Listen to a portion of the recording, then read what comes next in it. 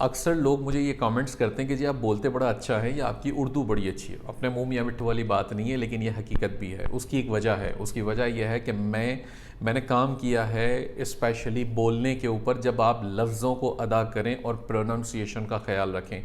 यानी कि जो लफ्ज़ आप अदा कर रहे हैं वो उसका तकाजा यह है कि आप उसको ठीक से अदा करें। आप उसका जो एंड का हिस्सा है उसे खाएं ना। खा जाते हैं ना, बात करते करते आधे लफ्ज़ मुंह से टूटे हुए बोलते हैं, तो उसको क्लियर कर लें। बहुत ही ज़्यादा इम्पैक्ट पड़ेगा आपकी आपकी स्पीकिंग पावर के अंदर। तो लोगों से बात करें, किसी से बात करें, अपने घर में या पब्लिकली या किसी कॉरपोरेट लेवल पे या कहीं पर भी, तो अपने लफ्ज़ प्रॉपर अदा करें। कोशिश करें बार बार।